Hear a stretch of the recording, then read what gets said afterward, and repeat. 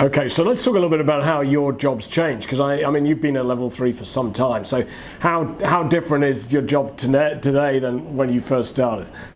I've been in the security industry for 27 years, and originally worked for the largest global network I worked for before the internet was a X5.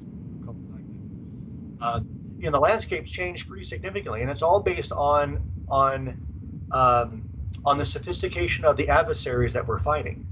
Uh, you know, 20 years ago, what we were going after was curious kids who were defeating uh, relatively easy to defeat security measures where companies were not being diligent, right? So companies who thought, I'll never be a victim. No one's really interested in my assets. So I can have my default passwords, or I can have easy to guess passwords because I'm more interested in the convenience of my employees than I am really causing problems for my employees.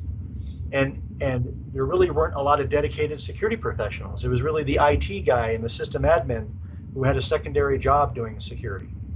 And so the adversary base really transformed when organized crime got into the picture and found ways of commoditizing internet resources to make money, originally through spam, and then through DOS extortion, and then through leasing infrastructure to other people, and then building this whole sort of ecosystem.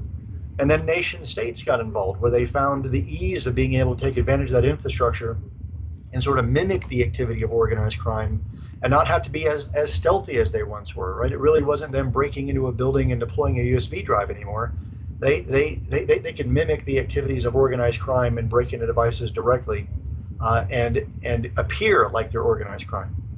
So we've had to evolve the maturity of our employee base and the maturity of our security ecosystem based on the adversaries that we're fighting.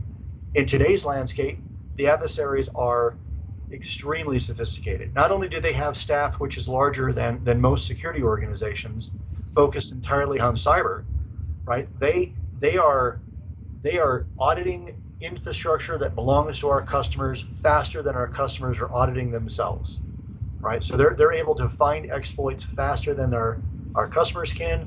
They're able to exploit those weaknesses faster than our customers can, and they're able to commoditize that infrastructure.